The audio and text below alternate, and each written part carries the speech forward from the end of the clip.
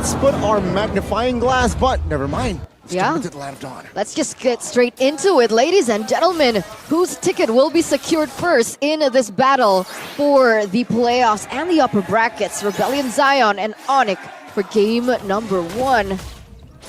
Let's see.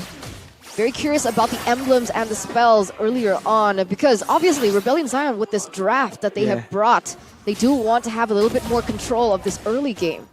Yesterday we saw 6 Quantum Charges. Now we're seeing 5 Brave Smites in the game. Cars, Vincent, Audi, Keyboy, and Boots have all gone for Brave Smite. Sans and Kyrie on that Impure Rage, so still very popular amongst them. Now, bit of a contestant. Oh, Wow. Calmly secured. Keyboy, though, will go for the Earth Shatter. Vincent, wow, very aggressive. Even Kyrie jumps onto his highs and more, poking him down as he sees CW has lost a trade. But the jungle camp, will be taken by Kyrie. So far, Rebellion Zion has yet to prove what this early game comp was built for. We should see a little bit more action when the neutral objectives start to pop up. But for the talents prediction here by the Samsung Galaxy S23 Series 5G, it's a cold split. Was that a 3-for-3? I think so. You know, it depends on how you see my prediction, right? Because I think Rebellion Zion, have an advantage here in the drafting phase, into the early game as well. We have, however, seen ONIC win a lot of games despite having a quote-unquote losing draft, right? It's through the execution and their understanding of these heroes, and we're seeing it here. Onward on towards Audi, and he will be taken now, no problem. Kyrie picks up the first blood right before the turtle.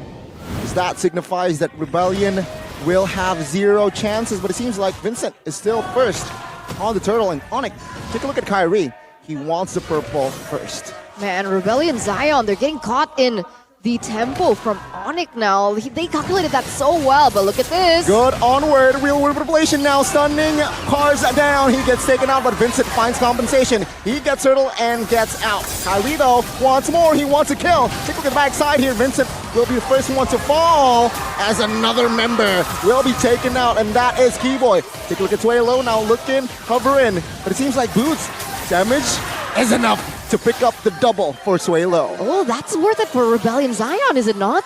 Yeah, turtle and 2 kills, so it's practically even, right? 3 for 3.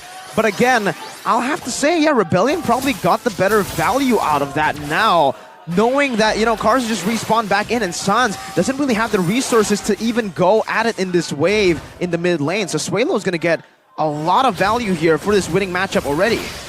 Okay, there's an engage. Audi, 0 chance as his flicker is still on cooldown, and ONIC picks up the free kill. It's very peculiar to see these just interactions hit, right? Because Audi TZ on the Angela, he's very aggressive. That's why he even goes for such an aggressive, I would say aggressive for an Angela, Brave Smite, right? He wants to be able to have a little bit more say with his aggression and not get taken out because of that sustain that the Brave Smite gives him. But now Kyrie has been able to punish it over and over. And now they just keep going back and forth like this. Both of the teams understand that there's not really a lot to fight for if there's no neutral objective. They might as well just set up, and you can see that Kars here is already setting up for a possible invade, possible steal. Vincent's waiting in the corner. Let's see, almost though. Seems like Rebellion Zion here, they are still behind, but I feel like it's okay. They have a Bruno who is active on the mid and late. Take a look at bot side though, already 2 members. Moving on towards Boots, but no. ONIC, Rebellion Zion will not commit to a fight. Before that even happened, Kyrie picked up a Starlium Scythe on the Joy. Is that a common item? Starlium Scythe? It's something that is actually risen in popularity, but wait a minute. Oh, Vincent. Take a look at the hard guard, already hovering. Oh, good, I'm offended. Hard guard hasn't been committed just yet. But take a look at Cars already harassing Keyboy in the backside. Real world situation to provide cover as Kyrie picks up the turtle. Hard guard will commit on towards Cars. Take a look at the fight here. Cars low HP, but Tuelo caught in that turtle pit. It seems like Tuelo will not be able to escape this time, and ONIC picks up the free kill again. That's 1,200, 1,700 gold lead now for ONIC. I would say that was very in favor of the Yellow Porcupines. They look for more. Oh, nasty angle, nasty engages. Kyrie jumps, dove in the turtle and picks up the double. Not the turtle, the turret. The execution is just perfect from ONIC, the way they're utilizing every little strength, every little advantage they have in their kit here is just phenomenal. They're going again. Oh, bravest fighter just to escape. Again, Lapu really somehow relies on that bravest fighter. And there you go, that's info for ONIC. 2,000 gold league now. How do they do that? You know, because I was looking at the drafts for both of these teams, and I was like, Rebellion Zion, they have a lot of tools to work with. And they have a lot to be able to get that snowballing going, which is exactly what we were talking about during the Keys to Victory as one of the main constituents as how Rebellion Zion should win this. But ONIC over and over with Kyrie, and now they're going for more. They seem to get these controls so quickly and easily. Bravest fighter will force CW to use the flicker. Oh, real world revelation onto Witsu. Keyboy though will soak in the damages. CW is just hitting onto Witsu. Members as Audi also gets taken out. Good. Brenner's apathy. It seems like Swaylo will not be able to help Vincent in the backside as Kyrie picks up the monster killer. Swaylo will fall again. Team ONIC. Goodness.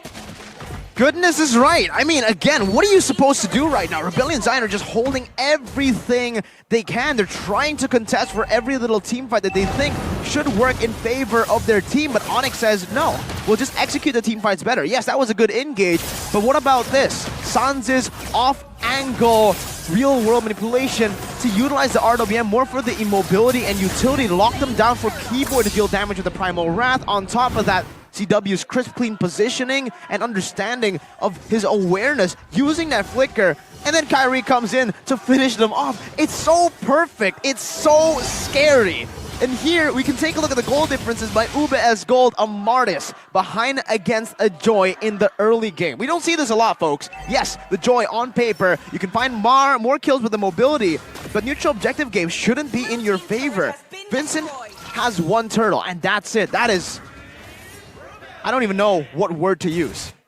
It's abhorrent what ONIC are doing right now. I mean, now, if they were even banking on the neutral objectives, Kyrie's too far ahead already, as look at this. Vincent's almost isolated. Seems like Rebellion will have enough space to disengage from a fight. Remember, folks, they're behind 5,000 here. Going for a fight 5v5 isn't the wisest move. And Kyrie is already level 12 compared to Vincent at level 10. And on a Martis, you're supposed to look for that snowball, and now I don't believe that that's even possible. So what do Rebellion Zion do? What plan can they fall onto, seeing as that early game advantage is something that's already beyond the hills, beyond the horizon? As bad as it sounds, I actually think Rebellion Zion expected to lose in the early game. That's why the Brave Smite option was chosen by Vincent. Wait a minute, Cars. Oh my goodness, under his own turret. Is forced to just play defensive. Now Cars again, quite low. ONIC, they're looking for the kill. Cars forced to use the flicker. Oh, Real World Revelation will secure the kill. It seems like with that, it's a 5v4. Real World Revelation by Swaylo will force Kyrie to get the shutdown for Rebellion. The boots now will not be able to escape as Vincent though will be betrayed as CW collects the double. Will he find a triple here as Swaylo looks for space to escape? And there you go. 3 for 2. Back to my point though, right? Before that whole skirmish that ONIC again won, despite them being under the tier 2 and the base turret, Rebellion Zion, it almost seems like they were ready to lose the early game, because usually for the Martis, you expect that killing spree. Vincent went for the Brave Smite, so, and even his build right now, he only went for the Fury Hammer, he's already going for the Sky Guardian helmet, already has a Radiant armor, so I honestly feel like Rebellion Zion's composition at this point is just playing for the Bruno. Notice how they always, when they are playing for neutral objectives, Bruno never comes over. He's always alone, farming somewhere else. And right now, yeah, still behind of CW, but that's their only bet that they can rely on, that they can depend on. It's Bruno carrying them into this game. Because as you can see from the items here, the only one who basically has core items to actually turn the game around is the Bruno. Is it enough? What are we waiting for? He already has the Berserker's Fury and the Haas Claws. What are we waiting on? Malefic. We're waiting for that Malefic Roar. So as soon as Malefic Roar hits, they're ready for an engage against ONIC. I wouldn't say ready for an engage, but ready to have an answer at least. A little answer, a tiny, weeny answer that he also needs to be very careful against, man. Because if he walks up just a bit, that onward can catch you, the Renner's apathy can catch you, the Bendit can catch you. So many things that can catch you. How do they play this? Now ONIC, the yellow porcupines, they're knocking on the blue Bulls' base. The Lord on the top side, that Malefic Roar finally gets secured though. Let's see how this goes out. 8,000 gold offense here by the side of ONIC. Lord, this is the first Lord. It will crack the race through a top lane. It seems like Rebellion Zion here, playing it very passive, playing it very, very patient, which, yeah, that is the wise move. They're playing defensively and ONIC are looking for an opening. So far they haven't found it just yet. There you go, Boots misses again. I don't think they can crack the base here. I think ONIC, they're forced to just try and suffocate Rebellion Zion. I wonder why. They have to take the discipline route here, man. Again, Rebellion Zion, yeah, I would say their wave clear maybe isn't as good as ONIC, but they still do have wave clear. That Bruno is deceivingly good at clearing these waves. RWM, though. Oh, committed already. Raven Spider. Oh, wow. Good catch by Keyboy. It will be taken down by CW. Oh. Boots jumps in, gets the three-man catch as Heisemore and Vincent will be the casualties. 3 members down, Suelo and Audi defending. Let's take a look at the structures now. The main base will be the left one standing for Rebellion Zion. Suelo and Audi will not be able to clear this one as ONIC, they find the kills and they wipe out the blue Bulls. Yellow Porcupines right first. Why do we even bother? Why do we even bother Analyzing the draft. analyzing, predicting? Why? Why do we even bother? How many games, how many matches with this lineup from ONIC have we witnessed when they completely just destroy their enemies? Sometimes Coach Jeb and Adi, they're so good at what they do that their drafts are above our comprehension, man.